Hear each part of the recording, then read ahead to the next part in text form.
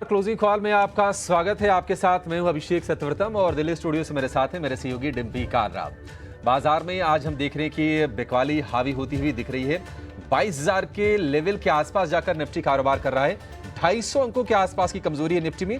और Nifty bank की बात करें तो ऊपरी स्तर से करीब 5-550 अंक निफ्टी बैंक भी टूटा हुआ है। क्या 22,000 बच पाएगा या अब आपके लिए शॉर्ट के मौके खोजने चाहिए बाजार में? ये अपने एक्सपर्ट से समझेंगे और आपको ढेर सारे बढ़िया हम ट्रेडिंग कॉल्स भी अपने एक्सपर्ट्स के माध्यम से जरूर देंगे। पहले फटाफट ये देख लेते हैं कि शो में आगे हम करने क्या वाले हैं। तो थोड़ी देर में 2:35 पर क्लोजिंग ट्रेड लेकर आएंगे। 2:40 पर ऑप्शंस के चैंपियन। 3 बजे मार्केट एट 3 और 3:05 पर खबर गर्म है। 3:15 पर BTST और STBT ट्रेड होंगे। 3:20 पर इवेंट्स टू वॉच। तो पूरा शो है एक्शन पैक्ड और आपको कहीं जाना नहीं है। आपके लिए बेहतरीन रणनीति बनाएंगे। इस बीच SPCL के नतीजे आ गए हैं। मार्जिन 0.25% से 1.5% से बढ़कर 4.25% का मार्जिन आया HPCL का। इस पर भी नजर डालेंगे। एक्सपर्ट्स अपना व्यू भी लेंगे। 16.5 रुपए के डिविडेंड का भी ऐलान किया है। लेकिन जरा ये देख लेते हैं कि बाजार में गिरावट की वजहें क्या हैं। एक एक करके आपको जरा ये पहले समझा देते हैं। दरअसल लोकसभा चुनाव में वोटिंग का प्रतिशत जो घटा है उसके चलते बाजार में थोड़ी सी सतर्कता बढ़ी है। एक और चीज ये हो रही है कि अब फ्रेश ट्रिगर नहीं है और कहीं न कहीं तमाम एक्सपर्ट्स जो हैं बाजार भी कहीं न कहीं इंडिया की जीत को डिस्काउंट करके भी चल रहा है। तो दोनों सिनेरियो बन रहा है। उसके चलते प्रेशर हम आते हुए देख रहे हैं। प्रॉफिट टेकिंग हो रही है। इंडिया विक्स 10 ट्रेडिंग सेशंस में 80% की तेजी के साथ आज इंट्राडे में 18 के भी पार निकल गया है। और कहीं न कहीं इसके चलते हम देख रहे हैं कि एक वोलेटिलिटी वाला माहौल है। कहीं न कहीं डर का माहौल भी बाजार में बढ़ रहा है। FIIs की लगातार बिकवाली हो रही है। मई में कैश में 15,863 करोड़ रुपए के शेयर बेचे हैं। अप्रैल में भी हमने देखे थे 35,000 करोड़ रुपए से ज्यादा की सेलिंग थी। कंपनियों के जो मार्च तिमाही के नतीजे आ रहे हैं वो बहुत ज्यादा कुछ उत्साह बाजार में भर नहीं पा रहे हैं। बहुत ज्यादा एक्सुबरेंस उसके चलते आ नहीं पा रहा है और उसके चलते भी बाजार पर कहीं न कहीं प्रेशर है। प्रॉफिट टेकिंग है ऊपरी स्तरों से आते हुए देख रहे हैं। रिकॉर्ड ऊंचाई पर ऑलरेडी बाजार चला गया था और निश्चित तौर पर फिर ये लाजमी भी है। 22,000 ही तो आए, बहुत ज्यादा नीचे नहीं आए हैं। 2.5 से 3% ऊपर से नीचे बाजार आए हैं। और रेट कट को लेकर US फेड के जो ऑफिशियल्स हैं, जो अधिकारी हैं, उनका सख्त रुख है। हॉकिश एक तरह से व्यू है उनका और उसके चलते हम देख रहे हैं कि डॉलर मजबूत हो रहा है और डॉलर के मजबूत होने से यील्ड में बढ़ोतरी हो रही है। तो कहीं ना कहीं होता यह है कि लोग इक्विटी से शिफ्ट कर जाते हैं। अगर यील्ड अगर अच्छी हो तो फिर बॉन्ड मार्केट में रुझान बढ़ जाता है। तो यह भी एक ट्रिगर हो सकता है, इसलिए इसको 5वें पॉइंट के तौर पर हमने रखा है। लेकिन हाल की ऊंचाई से आप देखिए, निफ्टी है 0.25% नीचे और निफ्टी बैंक की बात करें तो 3.5% से ज्यादा नीचे आकर कारोबार कर रहा है। निफ्टी बैंक में लगातार 7वां सत्र है ये गिरावट का और निफ्टी में है करीब ये 5वें दिन आप कह सकते हैं। कल वैसे सपाट बंद हुआ लेकिन आप कह सकते हैं कि 5 दिन से एक कमजोर सेंटिमेंट ही बाजार में बना हुआ है। अब जरा डिम्पी से समझते हैं कि वायदा के डेटा क्या कहते हैं। थोड़ी देर में हमारे आज खास एक्सपर्ट संजीव भसीन भी जुड़ जाएंगे। उनसे भी बाजार पर एक व्यू लेंगे। लेकिन डिम्पी, सुबह जब हमारी अवनी से बातचीत हो रही थी तो अवनी ने बोला था कि अगर 22,140 अगर टूटा तो फिर 22,050 के नीचे के स्तर हम देखेंगे और आज जो बाजार में हम देख भी रहे हैं। आंकड़े क्या कह रहे हैं? क्या फर्दर यहां से डाउनसाइड खुलता हुआ दिख रहा है क्या? देखिए, कई बार ना मार्केट अलग अलग चीज़ों को ज़्यादा वेटेज देता है। कई बार अर्निंग्स को वेटेज देगा, कई बार वो वेटेज देगा किसी और चीज़ को, ग्लोबल मार्केट्स को। कभी वेटेज देने लगेगा किसी चीज़ को। अभी जो मार्केट वेटेज दे रहा है वो इलेक्शंस को हो रहा है, पूरी तरह से इलेक्शंस के। हमने पहले फेज़ में तो हम इसको किसी तरह से फॉर ग्रांटेड करके चल रहे थे, तो बाइंग ऑन डिप्स आ रहा था। लेकिन जैसे हम थर्ड फेज़ की वोटिंग आई है, आप देखो वोटिंग निपटे हुए भी 2 दिन हो चुके हैं, लेकिन बाजार अभी तक उसी चिंता में खाया जा रहा है कि क्यों इसकी परसेंटेज कम हो रही है, क्यों थर्ड फेज़ आते आते तक बाजार में ये बात होने लग रही है कि भाई हो सकता है थोड़ी मुश्किल में गवर्नमेंट्स बने, हो सकता है कि परसेंटेज जितना हम कैलकुलेट कर रहे हैं उतना ना आए। ये सब कुछ आपको विक्स के अंदर दिख रहा है। 4% विक्स बढ़ रहा है। ये तब है जब हम पिछले 10 दिनों में 80% विक्स को बढ़ते हुए देख रहे हैं। मेरे को तो याद भी नहीं है कि पिछले 10 दिन में 80% विक्स कब बढ़ा है। शायद हो सकता है पहले 5 साल पहले बढ़ा हो। एक और चीज़ अगर आपको मैं पिछले 5 साल पहले लेके जाऊं तो 2019 के चुनावों से भी ठीक पहले मार्केट में कुछ ऐसा ही माहौल था, लेकिन उसके बाद चीज़ें बदली और फिर बाजार तेज़ी से ऊपर आया। लेकिन इस बार की स्थिति और पिछली बार की स्थिति में एक 5 साल का या एक टेन्योर का फ़र्क है मैं बोलूँगा। तो कई बार क्या होता है कि ऑपोजिशंस का भी बॉटम बन रहा है, क्या वहाँ से वो पुल बैक आ जाएगा। हो सकता है सरकार तो किसी तरह से बन जाए, लेकिन वो ऐसी सुदृढ़ सरकार नहीं होगी जो कि बड़े रेवोल्यूशन लेके आए, बड़े चेंजेस लेके आ पाए। तो ये सारी चीज़ें मार्केट अच्छे से नोटिस कर रहा है। एक और मेरा पॉइंट है जो मैं रीड कर रहा हूँ इस मार्केट के अंदर, मार्केट को इस पॉलिटिकल परसेंटेज को ना समझने में दिक्कत हो रही है। उसको एक प्रॉब्लम ये हो रही है, उसको समझ में नहीं आ रहा कि इसको कैसे दें। अब रिएक्शन ज़्यादा भी नहीं है, कम भी नहीं है। अभी आपने जो परसेंटेज दिखाया 2.5 से 3.5%, ये कुछ वैसे ही फीलिंग आता है जैसे आपका टेम्परेचर 42 हो लेकिन फील हो आपको 50 डिग्री का टेम्परेचर हो रहा हो। ये वैसे ही है। हम परसेंटेज में बहुत ज़्यादा नहीं टूटे हैं, मैं कई बार आपको नोटिस करा चुका हूँ, लेकिन इंडिया विक्स इस हालात में लाके आपको खड़ा कर रहा है कि हर 100 पॉइंट पे आपको फील हो रहा है। एक और चीज़ जो मेरे को आज नोटिस हुई है वो ये कि एसबीआई के अच्छे नंबर्स भी आ गए, लेकिन उसके बावजूद भी एसबीआई के नंबर्स अच्छे आने पर भी बैंक निफ्टी में रत्ती भर भी फर्क नहीं आया, जिसे कहते हैं ना रत्ती भर फर्क आना। और ऐसा नहीं कि छोटा मोटा बैंक है, देश के सबसे बड़े बैंकों में से एक है, नंबर बहुत अच्छे आए हैं और रत्ती भर भी फर्क नहीं आया। तो सारी अच्छी खबरों को जब मार्केट डिस्काउंट करने लग जाए, यानी कि उस पर रिएक्शन देना बंद कर दे और हर छोटी मोटी चिंता और भय में बैठा हो, तो फिलहाल जब तक उसका मूड बदलता नहीं है तब तक आप कुछ ना करें। इस बीच एसबीआई की पीसी चल रही है, पहले सीधा वहीं लिए चलते हैं, फिर भसीन साहब को जोड़ेंगे अपने पास। Inflation target sooner than the emerging markets and the developing economies. Commodities and energy prices can drag the economic and the growth prospect by infusing sudden shocks on the supply side, a collateral impact of escalating geopolitical tensions at multiple fronts. However, in this backdrop, as far as India is concerned, the conditions are, however, shaping up for an upshift in the real GDP growth, backed by the strong investment demand and upbeat business and consumer sentiments. CPI inflation has already gravitated to 4.9% in March, after averaging 5.1% in the preceding 2 months. CPI inflation is expected to moderate in ensuing months and is expected to taper to 4.5% in financial year 25 compared to 5.4% average in financial year 24. In financial year 24, the credit offtake of the all scheduled commercial bank recorded a growth of about 20%, while deposit grew at about 13%, and the momentum with some moderation is expected to continue in the financial year 25 too. I'll now discuss the broad bank's performance parameters. ठीक है, तो SBI chairman Dinesh खारा bank के नतीजों के बाद संबोधित करते हुए और बताते हुए कि क्या क्या चैलेंजेस इकोनॉमी के लिए और बैंक के लिए हो सकते हैं और कहां से क्या मौके बन सकते हैं। लेकिन हमारे साथ हैं संजीव भसीन, बाजार के दिग्गज। भसीन साहब, बहुत शुक्रिया आपका फिर से समय देने के लिए, स्वागत है। भसीन साहब, लगातार 5-6 सत्र की ये कमजोरी, निफ्टी बैंक में तो खैर 7वें सत्र में कमजोरी है और निफ्टी बैंक में भी 4-5 सत्र की कमजोरी हो गई। आप जरा ये बताइए सर, 22,000 के आसपास जब निफ्टी आके खड़ा हुआ है, आप यहां से बाजार की चाल क्या देख रहे हैं? 22,000 क्या वो मेक और ब्रेक वाला लेवल है और क्या 22,000 पर खरीदे या आप थोड़ा सा वेट कर लें, ज्यादा बेहतर होगा? गुड आफ्टरनून अभिषेक जी, याद करिए 29-30 अप्रैल को और लास्ट 10 दिन से मैं आपको कह रहा हूं, take some money off the table, there is lot of fraud. और मुझे ये आशंका थी ऐसा ही होएगा। अब 22,800 से 1000 पॉइंट की करेक्शन ऑलमोस्ट 800 पॉइंट हो गई। बैंक निफ्टी में 50,000 से 47,700 आ गया। तो टाइम वाइज फैक्टर में जो मैं कह रहा था बिल्कुल ठीक है। मेरे को ये है कि मंगलवार से बाजार घूम जाएगा। अब आज यहां से 22,000 टूटे या मंगलवार को कल टूटे, ये मेरे को नहीं पता, लेकिन ट्यूसडे से जो रिकवरी होगी वो बहुत ही स्ट्रांग होगी। तो अगर आपने हमारे कहने पे कैश रेस कर लिया है, ये 2-3 दिन में डिप्लॉय करिए।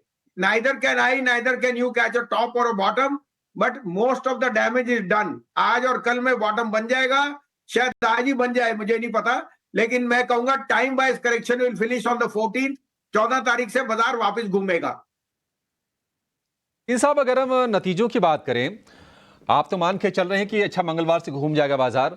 50 कंपनीज में से 33-34 कंपनीज के नतीजे आ गए हैं, तो 2/3 हम कहेंगे कि नतीजे आ चुके हैं निफ्टी के। आप जरा ये बताइए सर कि अगर डिप्लॉय करने हैं पैसे, तो इस अर्निंग सीजन के आधार पर इसको देखते हुए कहां पर डिप्लॉय करें, सेक्टर वाइज अगर आप बता पाए सर तो। देखिए अभिषेक, जो सेक्टर आउट परफॉर्म किया है वहां नतीजे भी अच्छे हैं। ऑटो ऑल टाइम हाई पे है, क्या आपसे लिया जाएगा वो मुश्किल है। क्या आपसे रेयर गार्ड में बैंक्स लेंगे तो कोटक, एचडीएफसी, आईसीआईसीआई ने बहुत शानदार रिजल्ट दिए हैं। मेटल्स में मुझे बहुत तेजी लगती है और आईटी मेरा कॉन्ट्रेरियन प्ले है। मुझे लगता है आईटी में जो वीकनेस या जो एआई की वजह से था वो हो गया है। Attrition is behind, US bond yields on the lower side. तो सेलेक्ट बैंड में मुझे इंडेक्स ही बहुत बढ़िया लग रहा है। और उसके ऊपर आप ये लेके चलिए कि जो मैं आपको पहले भी कहा, एफएमसीजी एक बहुत अच्छा रेयर गार्ड एक्शन होएगा। तो टॉप प्रायोरिटी पे मेटल्स हैं, उसके बाद आईटी है और एफएमसीजी। यहाँ पे रुझान बनाइए। और लार्ज कैप प्राइवेट बैंक्स में मैं अभी भी सोचता हूं डाउनसाइड बहुत कम है लेकिन अपसाइड बहुत अच्छा, क्योंकि ग्रोथ पैरामीटर्स वहीं से आएंगे। ठीक है, तो ये तमाम सेक्टर इस पर नजर रखिए। एक और सवाल भसीन साहब आपसे, विक्स हम लगातार देख रहे हैं, ये 23 अप्रैल के बाद से ये लगातार मोमेंटम है। जब हमने 9:45 के आसपास का विक्स देखा था, उसके बाद से करीब करीब 10 सेशन में ये 18 का विक्स हो गया। ये क्या इंडिकेट कर रहा है सर, और क्या लगता है कि ये जो तेजी है ये अब थमेगी या फिर विक्स ऐसे बढ़ता रहेगा? VIX as an indicator of fear. जब मार्केट घटती है तो वो बड़ी जोर से विक्स प्राइस करता है। मुझे लगता है आज और कल में विक्स बॉटम आउट करेगा, लेकिन जैसे आपको कहा, Tuesday is the day you should be watching. 14 तारीख से बाजार घूमेगा और मुझको ये वापस जो विक्स की जो गेन्स हैं ये सारी चली जाएंगी, काफी सारी। सो आई एम वेरी श्योर कि ये 2-3 दिन आपको अपने, अगर आपने कैश रेस किया हमें देख के, हमने आपको 10 दिन से कह रहे हैं, तो ये टाइम है डिप्लॉय करने का। इसमें सब अटकलीज हैं। अब आप हो, बाहर वाले हो, सब रीजन देंगे कि इलेक्शन की वोटिंग कम थी, रिजल्ट्स नहीं थी। वो तो एक कारण है ना, जब हम ऊपर गए तब क्या कारण था। तो markets are always greed and fear, और अभी फियर ज्यादा है। फियर में ही पैसा कमाया जाता है, ग्रीड में तो आपने आपसे बिका नहीं है।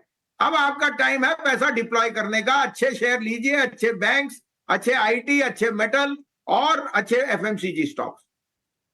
बैंक, आईटी, मेटल, एफएमसीजी, ये सेक्टर आपके लिए ठीक है, यहां पर आपको निवेश करने की सलाह दे रहे हैं वसीम साहब। वसीम साहब, बहुत शुक्रिया आपका हमारे रिक्वेस्ट पर फिर से जुड़ने के लिए, और ये बहुत ही क्रूशियल इंसाइट्स, क्योंकि बहुत ही क्रूशियल जंक्चर पर बाजार खड़ा है। 22,000 के भी स्तर इंट्राडे में निफ्टी ने तोड़ दिया है, अभी भी उसके नीचे गया है, 22,000 पर ही ट्रेड कर रहा है। बहुत शुक्रिया सर समय देने के लिए। लेकिन इस बीच एक और एक्सपर्ट जेएम फाइनेंशियल की अवनी भट्ट हमारे साथ जुड़ गई हैं। अवनी जी, बहुत शुक्रिया आपका। आपके पास बस लौटेंगे, लेकिन आपकी ही बात जरा एक बार दर्शकों को सुना देते हैं कि आज बाजार खुलने से पहले आपने क्या कहा था। आपने कहा था कि 22,140 के नीचे अगर फिसला निफ्टी तो 22,050 तक जा सकता है, और आज हमने एग्जैक्टली वो लेवल आते हुए देखे भी। अभी तो उसके भी नीचे चला गया है। एक बार सुन लेते हैं, फिर आपसे आपके ओपिनियन फिर से लेंगे बाजार पर। इंट्राडे में स्विंग अगर 22,140 के नीचे होता है तो वहां पे फिर शॉर्ट्स के मौके हम ढूंढ सकते हैं। अगर ये 22,140 इंट्राडे में टूटता है तो नीचे की तरफ हमें 22,050 और 22,000 के जो टारगेट्स है वो नजर आ सकते हैं। ठीक है अवनी जी, 22,000 कहा था आपने कि 22,000 आ सकता है, 22,000 आ भी गया। अब यहां से क्या करना है, यहां से चाल क्या होगी? क्या जो कन्विक्शन था कि नहीं मोमेंटम तो मजबूत है बाजार का, क्या वो शेक हो गया? क्या यहां से बाजार और नीचे अभी जाएगा? Good afternoon Abhishek ji. सो बिल्कुल, अब जो ये सपोर्ट लेवल्स टूटे हैं तो इसका जो टारगेट बनता है नीचे की तरफ है 21,900 प्लस और माइनस 20-25 पॉइंट्स। तो हो सकता है ये 850 से 900 के बीच में या 925 से वहां पे स्टेबल हो जाएगा, और फिर वहां से एक बार उछाल आने की शुरुआत हो सकती है। तो अब ये जो मार्केट बन चुका है वो दिख रहा जो है वो फियर है, लेकिन हमें अभी ग्रीड बनाना है। अगर 21,900 850 से 900 के बीच में आता है तो हमें अच्छे स्टॉक्स पोर्टफोलियो में ऐड करने हैं। यहाँ से बहुत ज्यादा में नजर नहीं आएगी, और मेरे हिसाब से जो टाइमलाइन के हिसाब से 15 से 17 तारीख के बीच में मार्केट फिर से एक बार बॉटम आउट हो जाएगा, और वहां से हमें जो तेजी देखने मिलेगी बाय मे एंड, वो भी ऐसे लोगों को परेशान कर देगी कि क्यों इतनी तेज चल रहा है मार्केट। तो एक अच्छी रिकवरी हमें देखने मिल सकती है by end of this month. तो अब ये लेवल अच्छा बाइंग का मौका आपको, अच्छी स्टॉक्स को आपको पोर्टफोलियो में ऐड करना है।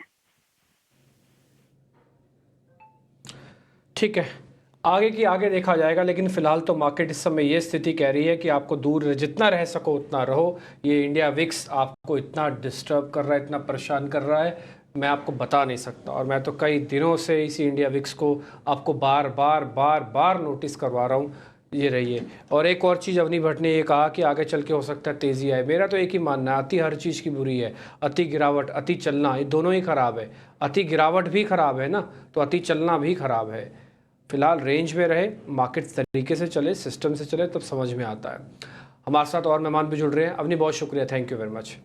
रवि सिंह हैं जिनसे बातचीत होगी, संतोष मीना है जिनसे बातचीत होगी, देवर्ष वकील हैं जिनसे बातचीत होगी। ये कार्यक्रम का हिस्सा है, अगले 1 घंटा हमारे साथ बने रहेंगे। अभी आप सभी मेहमानों का बहुत बहुत शुक्रिया, थैंक यू वेरी मच समय देने के लिए। डॉक्टर रवि, आपसे ही कर रहे हैं शुरू।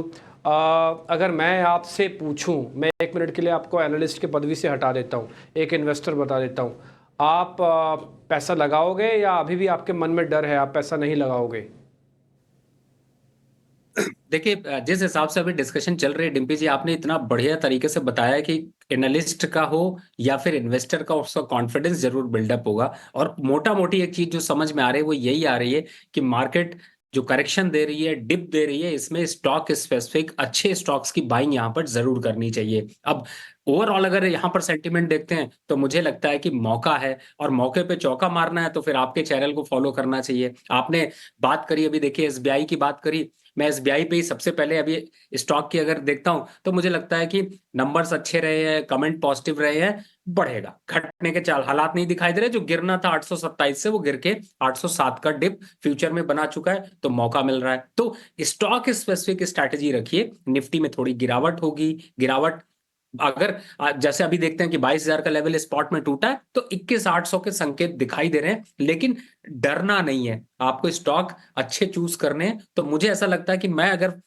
सिर्फ आज की अपॉर्चुनिटी देखूं तो मुझे लगता है फंड का जो अपना डिस्ट्रीब्यूशन है वो जरूर करूंगा। और आज के दिन जो करेक्शन है इस पे 30%, अगर 100 रुपए मैं निवेश की रणनीति बना रहा था, मैंने मार्केट से अगर 100 रुपए बाहर किए थे, तो मैं 30 रुपए आज जरूर निवेश करूंगा, क्योंकि मुझे ऐसा लगता है कि यहाँ पे अपॉर्चुनिटी बनती जा रही है।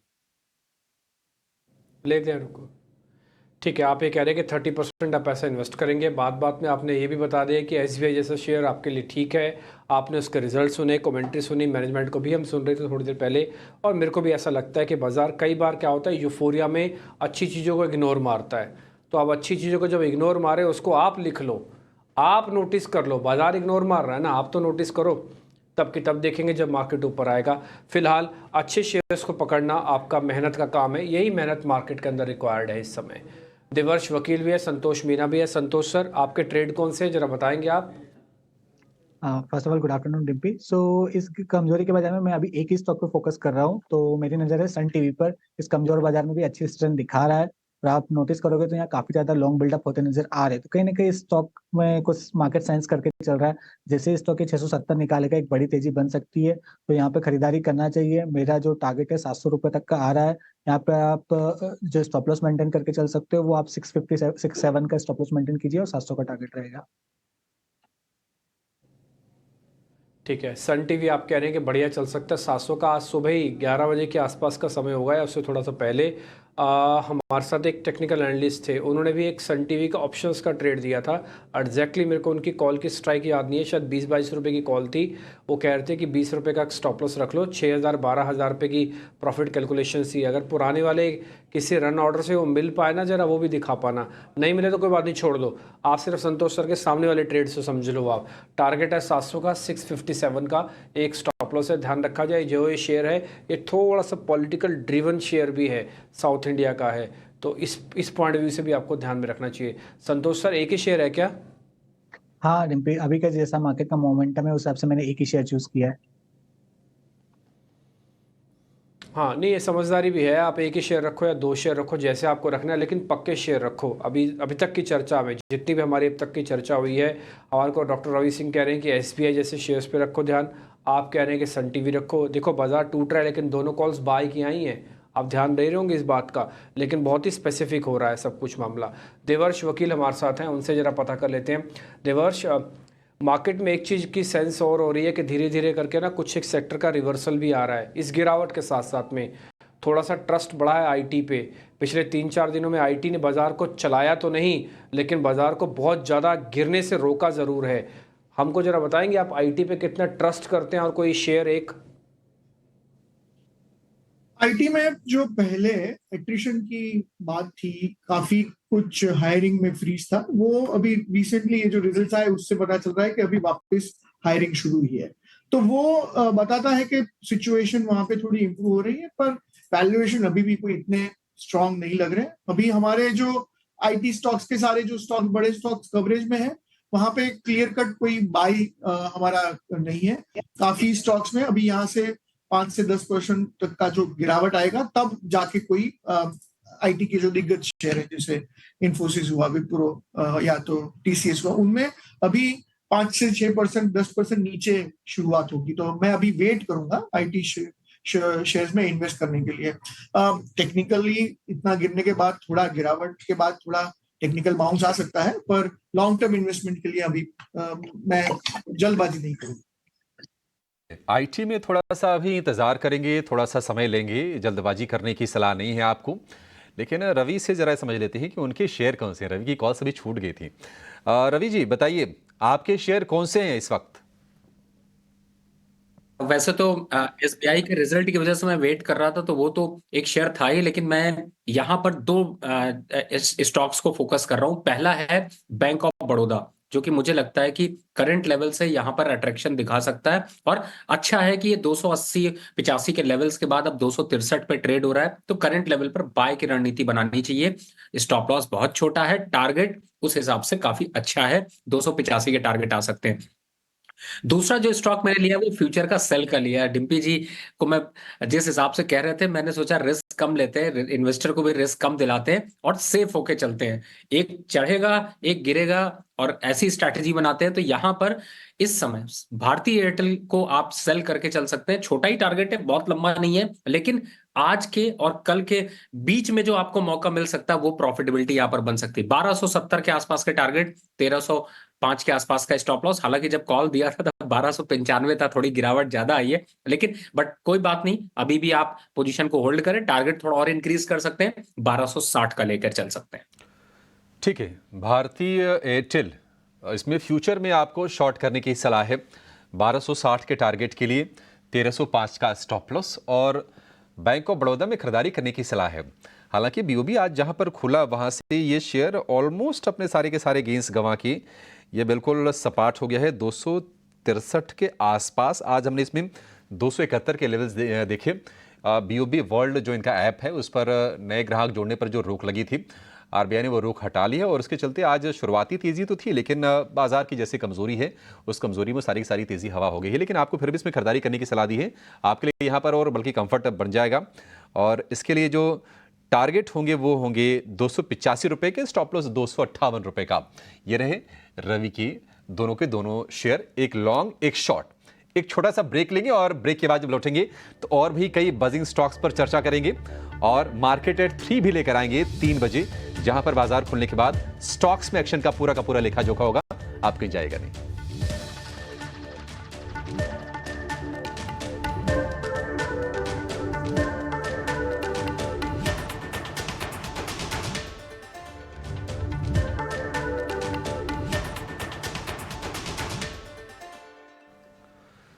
क्लोजिंग कॉल में आपका फिर से स्वागत है। बाजार में हम देख रहे हैं कि कमजोरी बनी हुई है, बहुत ज़्यादा कोई उत्साह नहीं आ रहा है लोअर लेवल से। 22,000 के आसपास है निफ्टी, और सेंसेक्स की बात करें तो 900 अंकों की भारी भरकम गिरावट है सेंसेक्स में। निफ्टी बैंक अब हो गया है 435 अंक नीचे, तो निफ्टी बैंक की कमजोरी भी बढ़ रही है। और एडवांस डिक्लाइन रेशियो अगर आप देखेंगे तो आपको अंदाजा लग जाएगा कि बाजार की स्थिति इस वक्त क्या है। एनएसई पर 387 शेयर हैं हरे निशान वाले, और उसके मुकाबले करीब 2000 शेयर इस वक्त लाल निशान में कारोबार कर रहे हैं। तो पूरी तरह से मंदड़ियों की गिरफ्त में आप बाजार को कह सकते हैं। ऑटो स्टॉक्स कुछ आज बाजार को सहारा देने काम कर रहे हैं, कुछ आईटी, इन्फोसिस, एचसीएल टिक और एसबीआई नतीजों के बाद करीब 2% ऊपर है। अदरवाइज आपको निफ्टी के 50 में से इस वक्त 43 शेयर कमजोरी के साथ ही ट्रेड करते हुए दिखाई देंगे। यह है बाजार की स्थिति। लेकिन क्या कुछ ट्रेड के मौके बन रहे हैं, जरा ये समझते हैं। हमारे साथ राहुल घोष भी एक और खास मेहमान जुड़ गए हैं। राहुल जी नमस्कार, बताइए आपके स्टॉक्स कौन से हैं इस वक्त के? क्या ट्रेड करने की सलाह दे रहे हैं आप? तो मार्केट का स्ट्रक्चर देख के जैसे मैंने 2 दिन पहले आपके शो में कहा कि 21,300 के नीचे शॉर्ट करना चाहिए और अभी एक फिलहाल ऐसे जोन में है कि नेक्स्ट के जो 200 पॉइंट्स में आपको एक डेड कैट बाउंस मिल सकता है मार्केट के लिए। तो प्योरली अभी शॉर्ट करके फायदा नहीं, तो वो डेड कैट बाउंस के लिए लॉन्ग साइड पे दोनों ट्रेड्स हैं। एक तो आईडीएफसी है, कंडीशनल बाय है, 113 के ऊपर बाय कीजिएगा, 109 का स्टॉप लॉस होगा और 118.5 119 का टारगेट रख सकते हैं। और दूसरा है एमएनएम, करंट मार्केट प्राइस पे बाय कर सकते हैं। एमएनएम में एटलीस्ट एक 2 to 3% अभी भी रैली आ सकता है स्टॉक में। तो 2214 पे करंट मार्केट प्राइस है, 2250 तक प्ले कर सकते हैं। स्टॉप लॉस इसमें 2180 का होगा।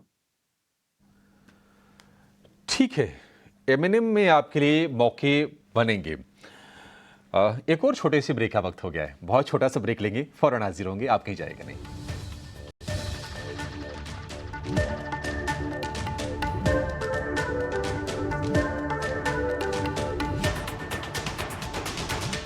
मार्केट के अंदर जो गिरावट है वो बढ़कर अब करीब करीब 320 पॉइंट की हो चुकी है और 22,000 के नीचे तो हम ट्रेड कर रहे हैं। बैंक निफ्टी 500 पॉइंट साफ हो गया, देखते ही देखते आज 48,000 भी गया। 48,000 के बाद हम 47,500 पे आ गए हैं।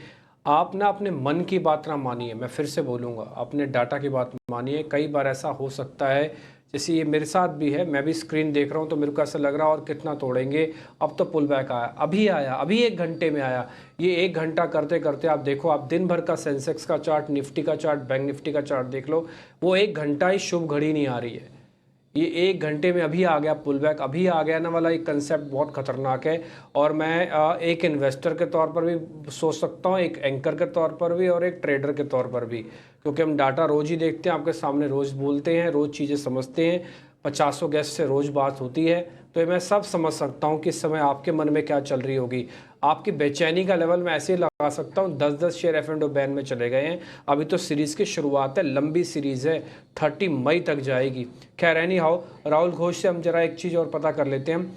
और एस्कॉर्ट्स कबोटा के नंबर आ गए। राहुल जी जरा चेक कर लेना एस्कॉर्ट्स कबोटा के आप शेयर्स को, जब तक मैं नंबर्स बता देता हूँ। इनके मार्जिन्स आए हैं 12%, 10% से बढ़कर। इनका प्रॉफिट आया है 30% बढ़कर, करीब 242 करोड़ रुपए का। उम्मीद से अच्छे नंबर्स बता रहे हैं। 2 नंबर जो मैंने अभी तक देखे हैं।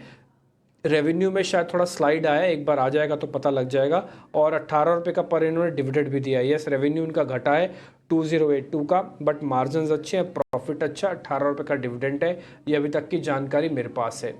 ठीक है जी, जरा देख के बताइए राहुल जी एस्कॉर्ट्स कबोटा। तो एस्कॉर्ट्स पूरा ओवरऑल चार्ट का जो सेटिंग लग रहा है वो ठीक ठाक लग रहा है। करंट मार्केट प्राइस भी one of the few shares जो नेक आउट करके कह सकते हैं कि हाँ अभी भी लॉन्ग जा सकता है कुछ हफ्तों के लिए।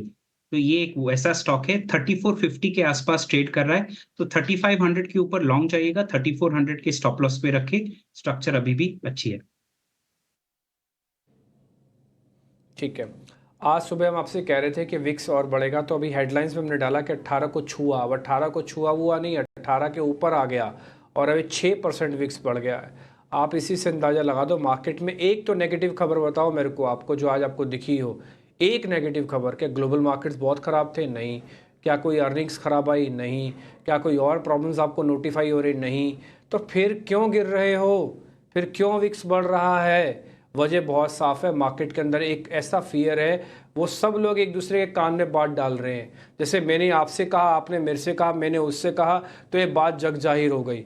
कुछ वैसा ही इस समय बाजार के अंदर चल रहा है। फैक्चुअल डाटा तो जो चुनाव लड़ रहे हैं उनको भी नहीं पता कि वो जीतने वाले हैं कि हारने वाले हैं, लेकिन हाँ मार्केट गेस कर रहा है। जो मार्केट गेस कर रहा है वो सुप्रीम गेस हो रहा है। इसलिए एक दूसरे के कान में जो बात डाल रही है ना, ये और एक वायरल डिसीज जैसा फैल भी रहा है। तो ठीक, फिर से मैं बोलूँगा, सावधानी रखिए, शांति से काम कीजिए, बाजार को अपने पर हावी ना होने दें, ना ही जल्दबाजी करें। हेस्टी डिसीजन का सबसे बेस्ट एग्जांपल होता है इंडिया विक्स का बढ़ना, वो हेस्टी डिसीजन दिलवाता है आपसे, उससे थोड़ा बचिएगा। राहुल घोष से हम एक बात और पता कर लेते हैं, इनफैक्ट रवि जी से पता करते हैं। राहुल जी से तो अभी हमने एक मोटा मोटी ले ही लिया व्यू पॉइंट। रवि जी एक चीज़ मेरे को बताइए ज़रा, ये IT कंपनीज में से इन्फोसिस और TCS को आप कैसे रेट कर रहे हैं इस समय?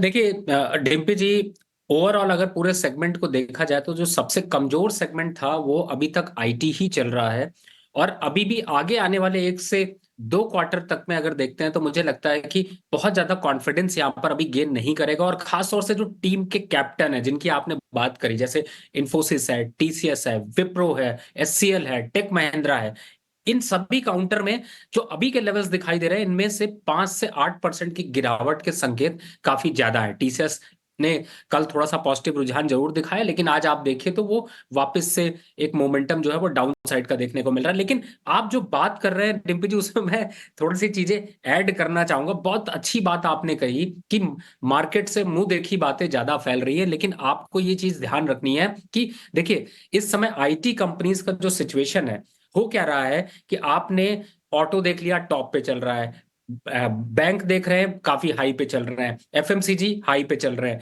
फार्मा सेक्टर सपोर्ट पे चल रहा है। कौन नीचे मिल रहा है? नीचे सिर्फ आपको एक सेगमेंट मिल रहा है, वो है यहां पर आईटी सेक्टर। तो ज्यादातर लोगों का आईटी का व्यू इसीलिए यहां पर पॉजिटिव की तरफ जरूर बदल रहा है, लेकिन यहां पर जो नंबर्स हैं, जो चार्ट्स हैं, उसका इंपैक्ट जो है वो बहुत पॉजिटिव नहीं है। तो थोड़ा सोचकर समझकर पहले तो निवेश करिए, और ये जरूर है कि एंट्री होगी, लेकिन आज या अभी या आने वाले 1 महीने में है, लेकिन आप बेस्ट एंट्री कोशिश करें तो मुझे लगता है कि 3 से 5% तो कहीं नहीं गए अभी इन सारे दिग्गज शेयरों में गिरावट के। और गिरावट हो सकती है इन दिग्गज शेयरों में, और हम देख रहे हैं कि कुछ दिग्गज शेयर नतीजों के चलते गिर भी रहे हैं। एल&टी 6% टूट गया है, निफ्टी का टॉप लूजर है, मार्जिन गाइडेंस घटाया है। एशियन पेंट्स मुनाफे पर मार्जिन पर प्रेशर है, ये शेयर 4.5% टूट गया।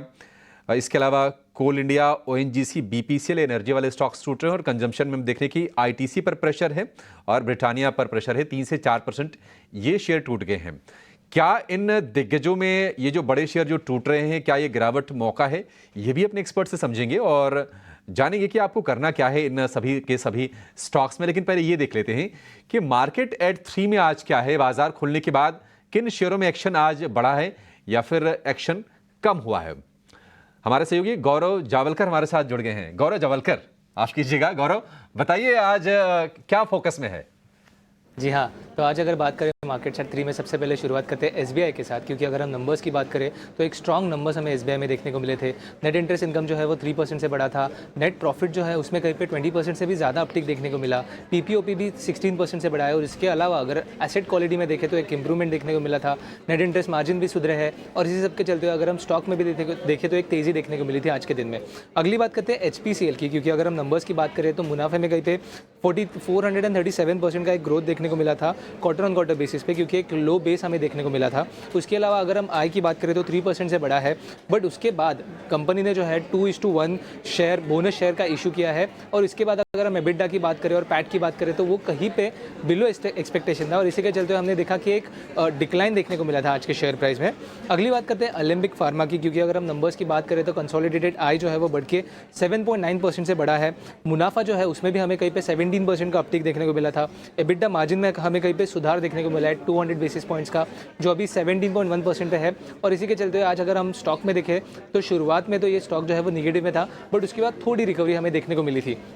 अगली बात करते हैं आईओबी की, इंडियन बैंक की, जिसमें अगर हम बात करें मुनाफे की तो उसमें कहीं पे 24.3% का एक ग्रोथ देखने को मिला था। बट पीपीओपी की अगर बात करें तो उसमें हमें कहीं पे सिर्फ 4.2% का इंक्रीज देखने को मिला। और इसी के चलते हुए अगर हम बात करें शेयर की तो उसमें कहीं पे आज भी एक वीक सेंटीमेंट जो है वो देखने को मिल रहा है। और आखिर में बात करते हैं कैम्स की, क्योंकि ये भी एक बड़ी कंपनी है। अगर हम बात करें कंसोलिडेटेड आई की तो वो जो है वो 249 करोड़ था, वो बढ़ के अभी 310 करोड़ हुआ है, जो कि एक 20% से भी ज़्यादा अपटिक दिखाता है। मुनाफे की अगर बात करें तो 73 करोड़ से बढ़ के 103 करोड़ हुआ है ये जो मुनाफा है वो भी, तो एक अच्छा रिपोर्ट इसमें भी हमें देखने को मिला था। इसी के साथ साथ कंपनी ने 16 रुपीज़ का जो डिविडेंड है वो भी डिक्लेयर किया है अपने शेयर होल्डर्स के लिए। तो नंबर्स के बेसिस पे ये सब स्टॉक्स में आज हमने देखा कि एक वॉल्यूम के हिसाब से और ऊपर से अगर स्टॉक में भी देखा तो एक मोमेंटम देखने को मिला था। तो आगे जाके भी ये सब स्टॉक्स देखना काफ़ी इंपॉर्टेंट रहेगा, क्योंकि नंबर्स के हिसाब से इसमें आज के दिन में तो एक अच्छा उछाल देखने को मिला है। ठीक है, ये सारे के सारे ये मार्केट एट 3 में वो स्टॉक्स जहां पर खबरें हैं या फिर जहां पर नतीजे आए हैं। लेकिन ये होता है सेंटिमेंट का खेल। जब सेंटिमेंट वीक हो तो अच्छी खबरें आने के बाद भी सेंटिमेंट कमज़ोर होने के चलते शेयरों में हम उछाल देख नहीं पाते हैं। वो आज सारे के सारे स्टॉक्स में दिख भी रहा है। अच्छा, पेंट वाले जो स्टॉक्स हैं, चूंकि एशियन पेंट्स के नंबर खराब है, एशियन पेंट तो टूट ही रहा है। हम देख रहे हैं कि बर्जर पेंट में भी गिरावट है और क्रूड में थोड़ी सी हमने उछाल देखी है, $84 के आसपास का क्रूड है। लेकिन OMC चूंकि चले बहुत थे, वहाँ पर हम प्रेशर देख रहे हैं। BPCL हो या फिर HPCL में जबकि बोनस आया है फिर भी वहाँ पर कोई सुधार नहीं है शेयर के भाव में, वहाँ पर भी हम कमज़ोरी ही देख रहे हैं HPCL के शेयर में भी। देवर्ष, जरा ये बताइए कि ये क्रूड के इम्पैक्ट वाले जो स्टॉक्स हैं, क्रूड तो अभी कंफर्ट रेंज में ही है, $83-84 के आसपास का भाव है। आप क्या गिरावट पर कहीं कुछ खरीदेंगे क्या OMCs में या फिर पेंट में? कहीं आपको मौके दिख रहे हैं या फिर आप दूर रहने की सलाह देंगे? दूर रहने की सलाह दूंगा।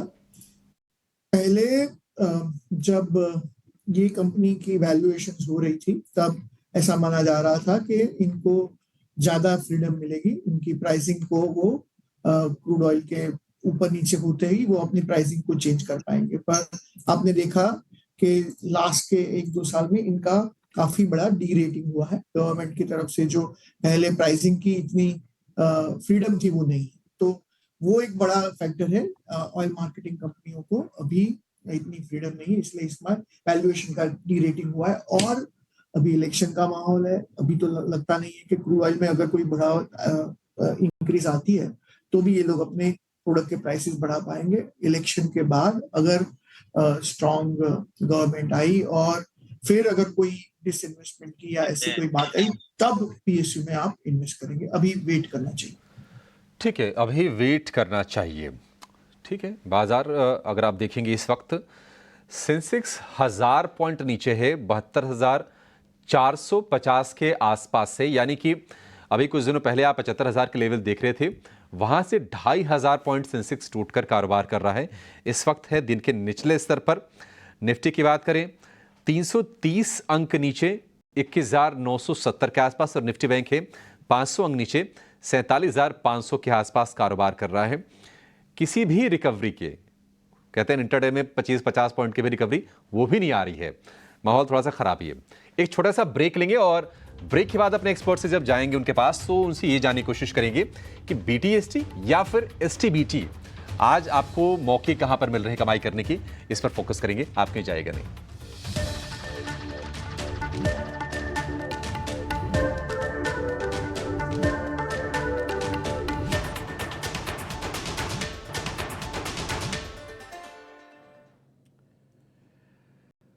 ब्रेक के बाद एक बार फिर आपका स्वागत है। एक ही चीज़ बढ़ रही है सिर्फ, वो है इंडिया विक्स, और सब चीज़ें घट रही हैं। सेंसेक्स घट रहा है, आपका कॉन्फिडेंस घट रहा है, आपका ट्रस्ट घट रहा है, आपका पेशेंस घट रहा है, आपका पोर्टफोलियो अगर है तो वो भी घट रहा होगा लॉन्ग साइड पे। एक ही चीज़ बढ़ रही है, उसका नाम है फियर। फियर का नाम है इंडिया विक्स, वो आपको बढ़ता हुआ दिख रहा है। खैर एनी हाउ, एक ना एक दिन तो इंडिया विक्स को भी रुकना ही होगा, कहीं ना कहीं तो जाके रुकेगा ही रुकेगा। इसको हम अपनी वॉच लिस्ट में अच्छे से बनाए हुए हैं। नंबर्स आ रहे हैं, 2 नंबर्स और आने बाकी हैं, आयशर के और टाटा मोटर्स के। नंबर्स कैसे रहने वाले हैं ये मेरी सहयोगी सृष्टि बता रही है। डॉक्टर साहब आप ध्यान से सुनेगा रवि जी, क्योंकि रिएक्शन आपको ही देना है इन दोनों नंबर्स पे। तो सृष्टि बता रही है टाटा मोटर्स और आयशर के नंबर्स कैसे आ रहे हैं। सृष्टि बताइए, आपके दोनों सेक्टर्स हैं और 2 बड़ी कंपनीज के नंबर हैं। जी बिल्कुल, टाटा मोटर्स और आयशर मोटर्स, जैसे कि हम पूरे ऑटो पैक में देख ही रहे हैं, ट्रेंड की सभी कंपनीज ने अच्छे नतीजे दिए हैं। ना ही सिर्फ अच्छे नतीजे, कमेंट्री भी पॉजिटिव साइड में रही है। और ख़ास तौर से अगर ट्रैक्टर का डिवीजन छोड़ दें तो बाकी सभी कंपनीज के जो नतीजे हैं अब तक अच्छे देखने को मिले हैं। इसके अलावा अगर हम देखें तो टाटा मोटर्स और आयशर मोटर्स से भी कुछ ऐसी उम्मीदें हैं हमारी। टाटा मोटर्स से खास तौर से इनके जो JLR EBIT मार्जिन हैं वहाँ पर एक बार फिर से सुधार की उम्मीद है, और उसके पीछे का कारण इनकी वॉल्यूम्स ही हैं जो कि साल दर साल 17% तक बढ़ती हुई नजर आई हैं। इसके साथ ही साथ अगर हम देखें इनके इंडिया बिजनेस में तो वहाँ पे भी एक अच्छी रिकवरी देखने को मिली है, खासतौर से पैसेंजर व्हीकल सेगमेंट में। और इसीलिए हम इंडिया पैसेंजर व्हीकल और कमर्शियल व्हीकल के EBITDA मार्जिन्स में 40 से 80 बेसिस पॉइंट्स की बढ़त की उम्मीद कर रहे हैं। और जैसा कि बताया कि JLR के EBIT मार्जिन्स पे खास तौर से नजर रहेगी। वहां पे उम्मीद है कि 9.8% इनका EBIT मार्जिन आएगा। अब आंकड़ों की बात क्विकली कर लें तो कंसोलिडेटेड EBITDA मार्जिन जो है वो 14.1% पे रह सकता है। इनका जो प्रॉफिट है वो 6255 करोड़ के आसपास रहने की उम्मीद है और आय में भी साल दर साल करीब 15% हम बढ़त की उम्मीद कर रहे हैं। तो अच्छे नतीजों की उम्मीद है टाटा मोटर्स से, इस पे आप ज़रूर नज़र रखिए। अब आते हैं आयशर मोटर्स के नतीजों पे। तो यहाँ पे आप देखिए रॉयल एनफील्ड की वॉल्यूम्स से सपोर्ट ज़रूर मिला है, पर तिमाही दर तिमाही जिनकी VECV कमर्शियल व्हीकल की वॉल्यूम्स हैं उनमें करीब 25% का सुधार हुआ है। तो यहाँ पे भी अच्छे नतीजों की उम्मीद है क्योंकि इनका मिक्स इससे जो है थोड़ा बेहतर हो गया है। इनके मार्जिन जो हैं वो साल दर साल लगभग 60 बेसिस पॉइंट बढ़ते हुए नजर आ सकते हैं। माफ़ कीजिएगा, तिमाही दर तिमाही 60 बेसिस पॉइंट बढ़ते हुए नजर आएंगे 26.6% पे। प्रॉफिट पे हमारी 930 करोड़ के आसपास आने की उम्मीद है और जो आय है वो 4230 करोड़ हम उम्मीद लगा रहे हैं। तो आयशर मोटर्स और टाटा मोटर्स दोनों से ही अच्छे नतीजों की उम्मीद है। नजर रहेगी कंपनीज की कमेंट्री पे। ठीक है, दोनों के कमेंट्री पे नजर रहेगी, लेकिन जो आप नंबर्स बता रहे हैं वो नंबर्स ठीक आने के अनुमान है। डॉक्टर रवि सिंह, एक बार आपने नंबर्स के बारे में सुन लिया होगा, साथ साथ स्क्रीन चलती रहेगी, आप अपना एस्टिमेशन, आप अपनी कैलकुलेशंस बता दीजिए।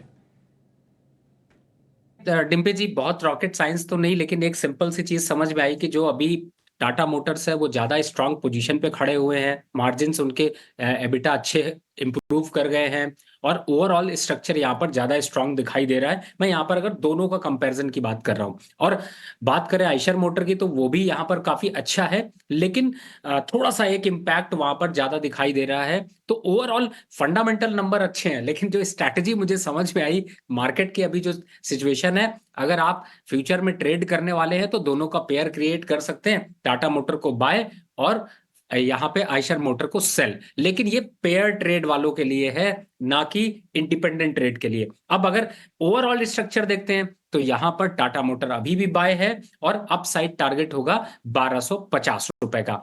आयशर मोटर की बात करें तो करंट लेवल पे थोड़ी प्रॉफिट बुकिंग हावी होगी, तो अगर आज आप अवॉइड कर दें और रिजल्ट आने के बाद थोड़ा डिप मिल जाए तो फिर मेरे ख्याल से शायद अट्रैक्शन दिखाई देगा। फिलहाल 4200 तक जाता हुआ नजर आ सकता है।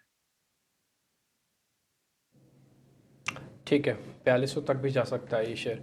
आगे बढ़े, एक दो शेयर और जरा चेक करवा लेते हैं राहुल घोष से। अब मेरे पास जो शॉर्ट के शेयर्स हैं मैं जरा वहाँ से पोजीशनिंग कुछ लेता हूँ। एक शेयर है मेट्रोपॉलिसिस का, 5% नीचे है। शेयर का फ्यूचर वाली प्लेट दिखाना, हाँ मेट्रोपॉलिसिस दिखाना फ्यूचर वाली प्लेट के साथ। राहुल घोष एक बार जरा चेक करना कितना और टूटेगा। मेट्रोपॉलिसिस का शेयर है, कितना और टूटेगा।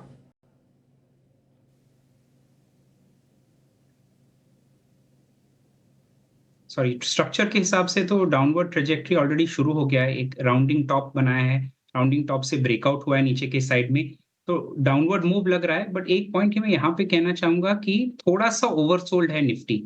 तो मैं ये नहीं कह रहा हूँ कि डाउनवर्ड जो ट्रेंड है जो 21,300 पे मैंने भी कहा था, 22,300 पे, आई बेग योर पार्डन, कि वो स्टॉप हो गया है। बट एक डेड कैट बाउंस एक्सपेक्ट कर सकते हैं, तो उस डेड कैट बाउंस में शॉर्ट करना ज्यादा मुनासिब रहेगा, ना कि इस लेवल पे। ये व्यू, लेकिन चलिए अपने अब सभी एक्सपर्ट्स ही समझ लेते हैं कि आपके लिए BTST या फिर STBT। BTST में भी बहादुरी होगी। बाजार देखिए 1100 अंक नीचे है सेंसेक्स इस वक्त कारोबार करता हुआ, और निफ्टी मिड कैप ये करीब करीब 2% फिसल गया है। तो चाहे मिड कैप हो, लार्ज कैप हो, हर तरफ बाजार की पिटाई हो रही है। 350 अंक नीचे है निफ्टी, 21,950 के नीचे जाकर अब ये कारोबार कर रहा है, और निफ्टी बैंक है 550 अंक नीचे। शुरू करेंगे संतोष जी आपसे, बताइए आपकी BTST या फिर STBT क्या है आज। पहले तो ये बताइए सर, आप किस साइड पर आपका रुझान शिफ्ट है। मैं BTST लेना चाहूंगा। इस कमजोर बाजार में ऑलरेडी मार्केट ओवरसोल्ड है तो रिस्क हो जाता है कभी कभी डेड कैट बाउंस का। तो ऐसे स्टॉक्स जो इस कमजोर बाजार में भी थोड़ी स्ट्रेंथ शो कर रहे हैं, वहां पर मेरी नजर है कैश काउंटर पर अजंता फार्मा। इस स्टॉक में काफी अच्छी स्ट्रेंथ है, इसके नतीजे आए थे। स्टॉक में गैप अप के साथ ओपनिंग दी थी, उसके बाद स्टॉक कंसोलिडेट कर रहा था। आज स्ट्रेंथ बनते फिर से दिख रही है। मुझे लगता है इसमें फिर से एक तेजी का मोमेंटम बनेगा, यहाँ खरीदारी कीजिए। 2385 का स्टॉप लॉस रहेगा, ऊपर में 2500 का टारगेट रहेगा। अजंता फार्मा को खरीदने की सलाह है। 2% ऊपर ये शेयर दिख रहा है, अच्छा लग रहा है देख के। हरे निशान वाले जब शेयर दिखते हैं कमजोर बाजार में भी, इसमें BTST के आपके लिए मौके बनेंगे। रवि जी, अब आप क्या करेंगे? BTST करेंगे या फिर STBT का कोई ट्रेड है आपके पास? अभिषेक भाई, मेरे पास दोनों ट्रेड है, मैं दोनों देना चाहूंगा। पहला, आपने BTST की बात की। जी, पहला BTST में आते हैं तो बजाज होल्डिंग इन्वेस्टमेंट एक स्टॉक है, 8,000 के ऊपर ये स्टॉक चल रहा है, लेकिन आपको अच्छा लगेगा क्योंकि इसमें दमखम अच्छा है। तो मुझे ऐसा लगता है कि आप यहाँ पर इसको आप बाय के लिए ले सकते हैं। अपसाइड के मोमेंटम में वापस से 8500 के आसपास के टारगेट आपको देखने को मिलेंगे। तो BTST में पहला ट्रेड ये है। अब आ जाते हैं STBT, भी नहीं छोड़ेंगे। STBT में है ACC, सीमेंट सेक्टर में गिरावट बढ़ रही है। ACC ने फ्रेश डाउनवर्ड यहां पर दिखाया है। करंट लेवल से ACC में एक बार को सेल पोजीशन लेकर चलिए। कल तक उम्मीद है 2320 के आसपास के लक्ष्य देखने को मिल सकते हैं, और अगर नहीं भी मिले तो कल गैप में आपको फ्यूचर में आपको ट्रेड लेना है तो कोई दिक्कत नहीं है। मार्जिन के हिसाब से अगर देखते हैं तो आपको एक अच्छे रिटर्न यहां पर मिल सकते हैं। अगर रवि आपका ACC के लिए? अभिषेक जी, आपकी आवाज नहीं आई मुझे। सर ये बताइए कि टारगेट क्या होगा ACC का? जी, 2320 के आसपास के टारगेट ACC में देखने को मिल सकते हैं, और चूंकि इस समय 2407 चल रहा है तो आपका स्टॉप लॉस सिर्फ और सिर्फ 20 रुपीज का यहाँ पर बनता है। ठीक है, 20 रुपए का ही स्टॉप लॉस और 2320 तक के टारगेट ACC में आ सकते हैं। STBT का ये शेयर आपको बिकवाली करने की सलाह है। फ्यूचर्स में भी आप ये पोजीशन ले सकते हैं। और दूसरा शेयर है बजाज होल्डिंग्स का, जहां पर खरीदारी की सलाह है। बजाज होल्डिंग हम लगातार देख रहे हैं कि 3 सत्र से आज तो थोड़ा सा कम तेजी है, लेकिन पिछले 2 सत्र में तेजी काफ़ी अच्छी खासी हुई है। अभी तो फिलहाल हल्के से लाल निशान में बजाज होल्डिंग, लेकिन इसमें BTST की आपको सलाह दी जा रही है। 8,338 रुपये का भाव है। बढ़िया है, ठीक है। ये 2 ट्रेड हो गए, एक बाय एक सेल का। आखिर में राहुल जी, आपका शेयर जानेंगे सर, बताइए, खरीदारी करेंगे या फिर बिकवाली करेंगे? खरीदारी करेंगे, CG पावर पे खरीदारी करेंगे। करंट मार्केट प्राइस शायद 380 के आसपास चल रहा है। एक 390 का टारगेट रखेंगे, 580 के पास चल रहा है। 590 का टारगेट रखेंगे, BTST करेंगे और स्टॉप लॉस रखेंगे 575.5 पे।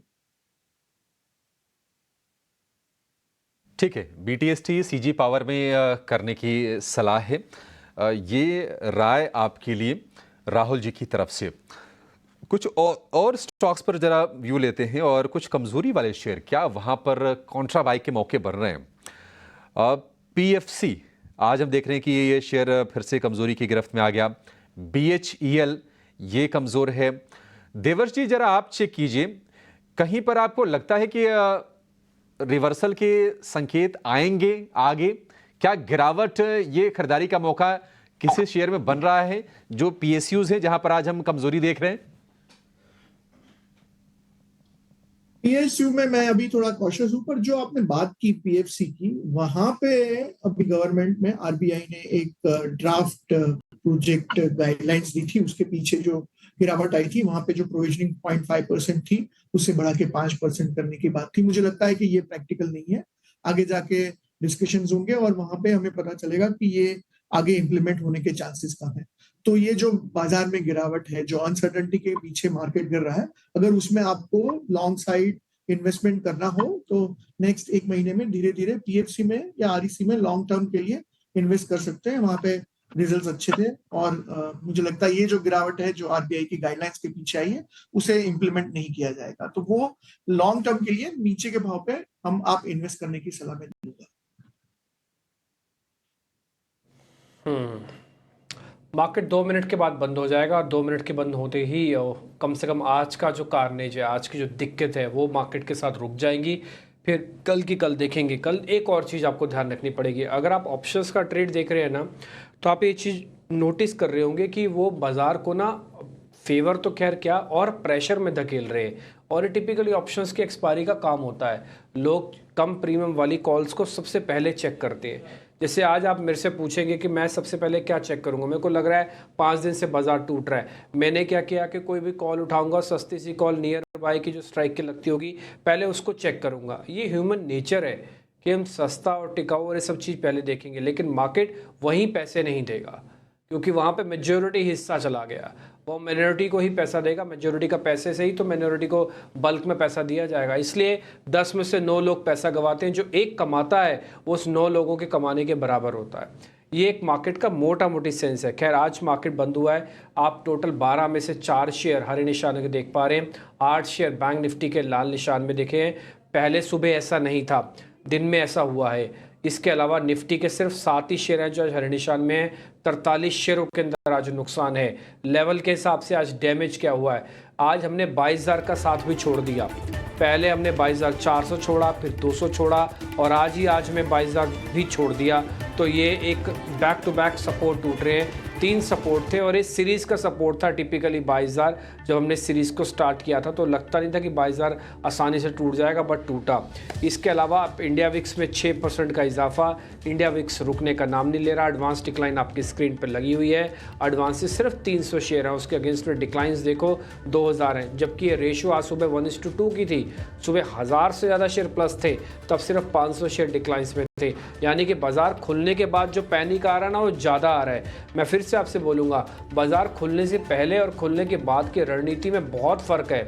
खुलने से पहले आपको बॉटम के कई साइंस, कई ग्रीन शू, सिल्वर लाइनिंग दिखेगी, लेकिन जैसे बाजार खुलता है वो सारे साइंस धूमिल हो जाते हैं, पानी में बह जाते हैं। इसलिए बाजार खुलने के बाद रणनीति बनाएं, खुलने से पहले ज़्यादा सोचे नहीं बाजार के बारे में। ऐसा नहीं तो ऐसा होगा, ऐसा नहीं तो वैसा होगा। ये ऐसा और वैसा के चक्कर में ही मार्केट में बहुत पैसा लग जा रहा है। इसलिए आप बाजार खुलने के बाद ही सोचें और जो डाटा कह रहा है वही माने।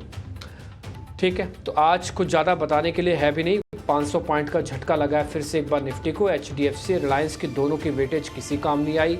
आज IT का भी दमखम कोई बहुत ज़्यादा नहीं दिखा। दिन में एक समय था जब IT इंडेक्स बकायदा लाल निशान में से हरे निशान की तरफ पहुंचा, डेज हाई भी था, लेकिन बाद में वो भी गुम सा हो गया। तो कुल मिला के लीडर की तलाश है, विक्स के गिरने की उम्मीद है और जो भी सो दिख रहा है। लेकिन मैं फिर से बोलूँगा, आप बहुत ही सतर्क रहें, ये आपका पैसा है और आपको ही मैनेज करना है। गेस्ट तो हम सिर्फ आपको बता तो सकते हैं, लेकिन आफ्टर ऑल ये सौदा पंचिंग करना, स्टॉप लॉसेस लगाना सब आपका काम रहेगा। बहुत शुक्रिया Rahul ji, thank you very much, आज आपने टाइम निकाला। रवि सिंह डॉक्टर, शुक्रिया आपका आज समय निकालने के लिए। देवर्ष जी थैंक यू वेरी मच, आज आपने समय निकाला। और संतोष Meena ji thank you very much, आज आपने टाइम निकाला। कल है शुक्रवार, उम्मीद करते हैं हफ्ते का कम से कम आखिरी दिन बाजार कुछ रिलीफ देगा और जैसे राहुल जी कहते हैं कि डेड कैट बाउंस आ सकता है। मैं उम्मीद करता हूं कि आ जाएगा तो रिलीफ हो जाएगा, बाहर नहीं निकलेंगे, थोड़ी सहानुभूति हो जाएगी। मेरे को अभिषेक को इजाज़त दीजिए, नमस्कार।